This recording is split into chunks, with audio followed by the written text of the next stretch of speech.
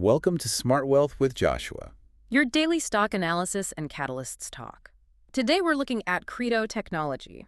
If you find our talks useful, please consider subscribe, like, and comment underneath. And before we get into today's stock, here's a useful tool for traders who want a more structured chart setup. VIP Algos is built for TradingView and gives you access to premium AI-powered indicators, clean visual alerts, market structural tools, risk-to-reward planning, beginner-friendly education, setup support, and a private members community starting as low as $9 per month. If you are trying to improve how you read charts and manage trade ideas, VIP Algos can help make the process easier to understand across markets like stocks, forex, gold, indices, futures, and more. But please remember, trading is risky. VIP Algos is for education and chart analysis only, not financial advice. It does not place trades for you, manage your account, or guarantee results. Always manage risk, do your own research, and never trade money you cannot afford to lose. This is an affiliate link, so I may earn a commission if you use it at no extra cost to you. So right now, inside the world's biggest AI data centers, processors are generating so much heat just trying to share data over copper wires that the physical infrastructure is literally hitting a melting point. Wow, a melting point. That's intense. It really is. I mean, when we talk about the AI revolution, it's incredibly easy for you to get swept up in the glamour of the end products, right? We think about the generative software or, language models that can write code. Yeah, exactly. The digital assistants and all the flashy stuff. Right. But none of that magic happens without the physical hardware. Imagine thousands of hyper-advanced GPUs just screaming at each other, trying to share terabytes of data in fractions of a second. It's a huge amount of data. Exactly. And the bottleneck in AI, well, it isn't the chips anymore, it's the cables connecting them. And that is where our focus is today. We are looking at a company that provides the indispensable plumbing of this entire AI revolution. The demand for high-speed connectivity is just explosive right now. All right, let's move into the wealth building context. Because, when you're looking at your portfolio and thinking about a multi-year time horizon, you have to separate the speculative bets from the structural necessities. Very true. It can be exhausting trying to guess which individual software company is actually going to win the AI race. There are countless startups, and rapid obsolescence is a real danger. Oh, absolutely. It kind of feels like throwing darts blindfolded. But investing in a company like this, it's entirely different. Think of it like investing in the high-speed toll roads connecting major economic hubs. I love that analogy. Yeah, because you don't need to know which specific trucking company is going to dominate the shipping industry. You just know that all of them, every single one, has to pay a toll to drive on your road. Right. And that is what a picks and shovels play for AI infrastructure looks like. You are capturing the broad momentum of the whole sector without taking on the risk of, picking a single software winner. That is the perfect way to look at it, because we are witnessing a structural lock in this AI arms race. The biggest tech companies on the planet, the hyperscalers, they're aggressively building out their capabilities, and they literally cannot afford to stop. Right. They just can't pause. No, if they slow down their capital expenditures on infrastructure, they risk losing market dominance for the next decade. So even when we see the broader markets rotating capital out of traditional technology stocks, we're seeing that money aggressively seek out pure play AI infrastructure exposure. Which makes total sense. Yeah, capital allocators know that this foundation has to be built regardless of what the broader economy is doing or, which software application goes viral next. Capturing that undeniable momentum sounds great in theory. Now let's look at the fundamentals to see if the math actually holds up. Because the financial reality of scaling a business this fast is where the story gets incredibly interesting. Oh, the financial reality is staggering. We are talking about a revenue inflection that most companies only dream of. Their product revenue skyrocketed 306% year over year in the latest quarter. Wait, 306%? That's massive. It's huge. That number alone validates the extreme demand for their high-speed connectivity solutions. And management is guiding for over 200% year-over-year growth for fiscal year 2026. Plus, they just raised their fiscal year 2027 revenue target to near $2 billion. Just to give you a sense of scale, their current annual revenue sits at approximately $1.068 billion. Okay, so we're looking at a business that is right in the middle of an epic scaling effort. Exactly. I hear those numbers, and yeah, they're objectively impressive. But from a risk-aware perspective, we have to talk about the mathematical deceleration that is baked into this trajectory. Fair enough. If you look closely at the projections, you have 120% year-over-year growth expected in the fourth quarter of fiscal 2026. Right. But by the fourth quarter of fiscal 2027, that growth rate drops to roughly 27% year-over-year. So for an investor, seeing a growth rate drop from 120% down to 27%, that triggers warning bells. Is that a red flag? Are we buying into a growth story right as the engine starts to cool down? It is a totally valid question, but you have to look at the absolute numbers, not just the percentages. What we're seeing there is simply the mathematical consequence of lapping hypergrowth quarters. Oh, okay. The law of large numbers. Exactly. When your baseline revenue jumps from millions to over $1 billion, doubling that new giant number becomes mathematically harder, even if you are adding more raw dollars to your top line than ever before. Right, right. That makes sense. The absolute revenue expansion remains incredible. It just represents a maturing, highly profitable business rather than, a startup. Okay, so the pie is getting so big that the percentage of growth naturally shrinks, even if the actual slice of new revenue is huge. That's spot on. But to execute on a $2 billion revenue target, you need serious capital. And they have an $814 million war chest. Really? Yeah. Following a recent at-the-market offering, their cash position swelled, which entirely removes any near-term liquidity risks. They don't have to worry about keeping the lights on. That's a huge safety net. It is. They have a formidable buffer for aggressive R&D and potential mergers and acquisitions. They can execute on these ambitious plans without having to dilute shareholders further at depressed valuations. And that capital protects their technological moat, which is really the star of the show here. Yeah, let's talk about that tech. So they invented the active electrical cable, or AEC, and they pioneered the first 3.2T XSR retimer. Let's unpack that technology for a second. If I'm understanding this right, passing terabytes of data over traditional copper wire creates so much heat and signal drop-off that the data basically arrives scrambled. Exactly. It's like trying to shout a complex password to someone standing at the other end of a football field. By the time the sound reaches them, it's completely garbled. That's signal degradation. Yes. So these retimers are essentially like putting someone in the middle of the field with a megaphone who hears the password perfectly, cleans it up, and shouts it to the end zone. So they act as advanced relay stations. That is the perfect analogy. The retimer literally cleans up and retimes that degraded electrical signal, making it fresh again.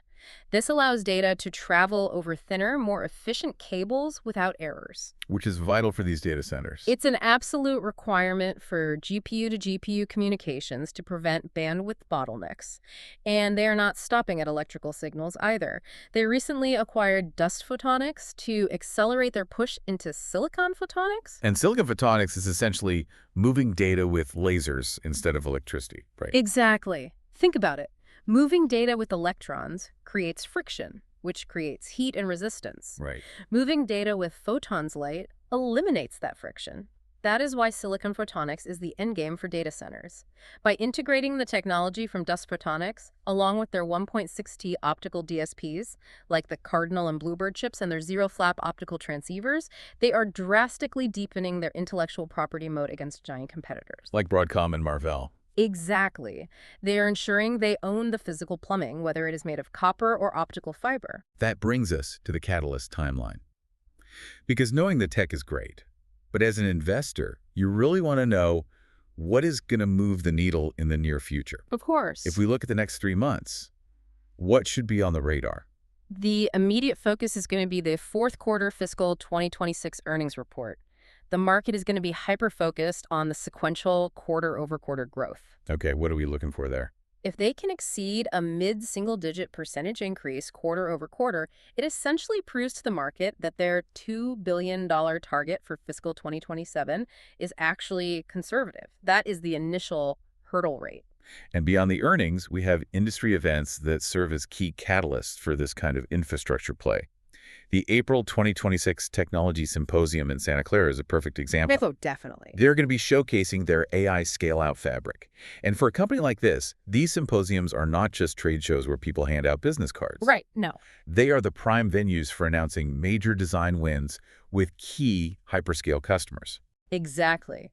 A single design win announcement at an event like that can radically shift the market's perception of their future cash flows. When you prove your tech works at scale for a major cloud provider, the rest of the industry follows. And we also have to consider the broader macro trends driving capital right now. Currently, the software sector is facing some serious headwinds. The market is essentially pricing in worst-case disruption scenarios for a lot of legacy software. Because they fear AI is going to eat their lunch. Exactly. But that fear in software is translating into a substantial capital rotation directly into physical infrastructure. As long as the capital expenditure from the major tech players remains durable, this company is a direct structural beneficiary of that macro rotation. Investors are literally selling software and buying the hardware that runs it. Now let's pivot to the chart, because the price action here tells a fascinating story about market psychology. It really does. This is a high beta AI stock, which means it is highly volatile by nature, and right now it's in a consolidation phase. But the really interesting data point is the sharp 9.7% intraday pullback that happened on the exact same day they announced a positive earnings beat. Yeah, to a casual observer, that makes zero sense. You beat earnings, and the stock drops nearly 10% in a single day. Right. It sounds crazy. But if you step back, it's actually a textbook example of a sell-the-news event. When a stock has this much momentum, short-term speculative traders buy in heavily before earnings, expecting an immediate astronomical pop. Yep. And when the numbers are just, great instead of otherworldly, those speculative hands rush to the exit to lock in their quick gains. Exactly. Framing that 9.7% drop as a failure is just the wrong way to look at it. It actually shook loose the unstable short-term money, creating a much cleaner, stronger psychological base of long-term investors who actually understand the multi-year thesis. Bank of America's recent analysis really supports that view of a solidifying base, doesn't it?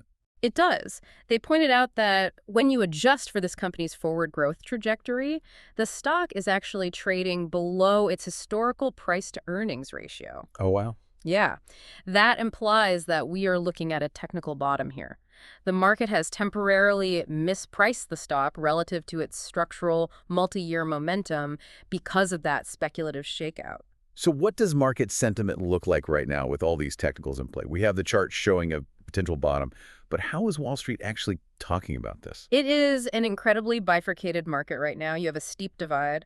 On one side, the bears are calling this an untimely reversal and warning that it is an inherently expensive business for the risks involved. Okay, on the other side. The bulls are pounding the table. Needham, for instance, has slapped an aggressive $240 price target on it, completely ignoring the short-term noise and focusing entirely on that $2 billion revenue runway. And we cannot just look at analyst price targets. We have to look at where the smart money is actually going. Absolutely. Let's look at the institutional moves.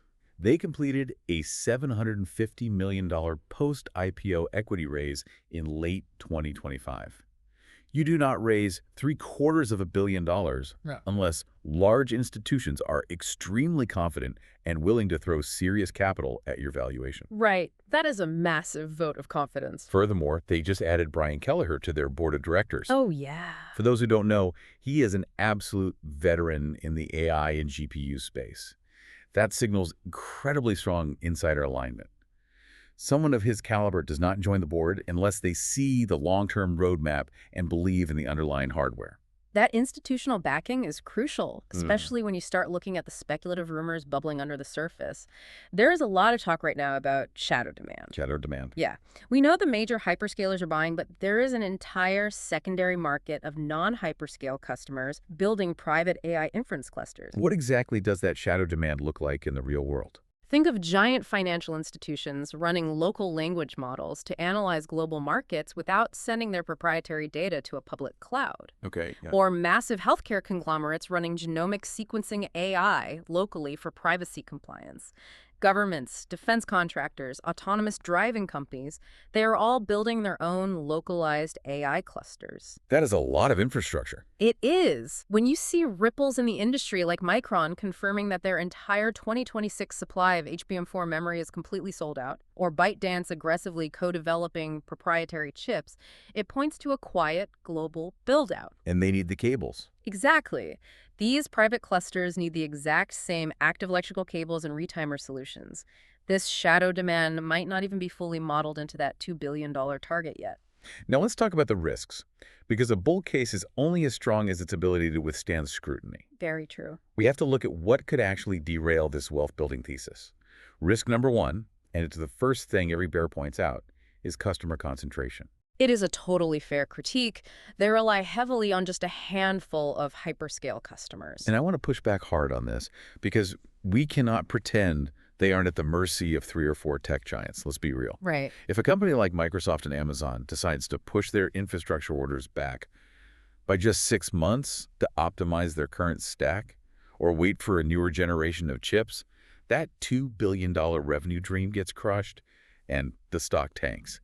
We are talking about severe vulnerability here. It is a severe vulnerability on paper, and you are right that a delay would hurt the stock in the short term, but you have to look at the reality of the ecosystem they are operating in. Okay. These hyperscalers are locked in a captive arms race. We just talked about Micron's memory being completely sold out. The constraint in the AI industry right now is supply, not demand. That's a good point. If one of these major tech companies decides to pause their spending to save some capital or optimize, they aren't just saving money. They're actively handing irreplaceable market share to their rivals. They literally cannot afford to stop buying this connectivity equipment. Because they lose the race. Exactly. They are captive buyers because the alternative is losing the AI war for the next decade. Okay, let's look at risk number 2, margin compression. Right. Right now, they are boasting stellar gross margins of 67.7%. It is fantastic. But management expects that to contract by 270 basis points, bringing it down to the 64 to 66% range as their product mix shifts and they scale up. Yes, that's the guidance. Let's translate that for everyone listening. In plain English, a 270 basis point drop means they're going to lose about 2.7 cents of profit on every dollar of revenue as they grow. Shrinking margins usually spook investors because it suggests the business is getting less efficient. That contraction is definitely happening, but the mitigation here is that it is already guided for and priced into the stock. The market knows it is coming. Okay, so no surprises there. Right. And more importantly, you have to put that 64% margin into context. For a fabulous semiconductor company, a company that designs the chips but outsources the incredibly expensive manufacturing to foundries, a 64% gross margin is still exceptionally high. Wow, okay. As they scale toward that $2 billion revenue mark, a 64% margin provides tremendous operating leverage. The sheer volume of incoming revenue will more than make up for a slight 2.7-cent dip in profitability per dollar. So with everything on the table, what's the final verdict? We have a company sitting at the dead center of the most important infrastructure build-out of our generation. Yeah. They have explosive revenue growth, a bulletproof balance sheet, and a technological moat in both copper and silicon photonics. But it comes with the volatility of a high beta stock and the inherent risks of relying heavily on a few captive buyers. When you weigh the fundamental technological moat against the perceived risks, the scale tips heavily in favor of the bulls. We are looking at an 8 out of 10 bullish score for this one. An 8 out of 10. The thesis holds up. They are the indispensable plumbing of the AI hyperscale race. Bears can obsess over margin compression and customer concentration, but they are missing the forest for the trees. The recent pullback offers a reset, and the valuation relative to their forward growth is highly compelling. This isn't a stock you buy to flip in 3 weeks. Our investment view confirms this as a multi-year hold, specifically looking at an 18 to 24-month horizon. Absolutely. You need to give the company the time required to capture that fiscal 2027 revenue scaling, which should drive a significant valuation re-rating once the market fully digests the execution of that $2 billion target. You're buying the toll road, and you have to wait for the traffic to fully arrive. That's right. And before we go, just think back to that toll road. The next time you see an amazing new AI application launched, ask yourself, whose pipes is that data flowing through? If you want to build a cleaner trading workflow, you can check out VIP Algos through the link below, starting as low as $9 per month. It includes AI-powered TradingView indicators, visual alerts, risk-to-reward planning tools, beginner-friendly education, setup support, and community access. Just remember, trading carries risk, no indicator can guarantee results, and every trade is your own responsibility. Use it for education and chart analysis, manage risk carefully, and make your own trading decisions. This is an affiliate link, and I may earn a commission at no extra cost to you. And if this episode helped you, please subscribe, like, and comment underneath. We'll see you in the next Smart Wealth with Joshua episode.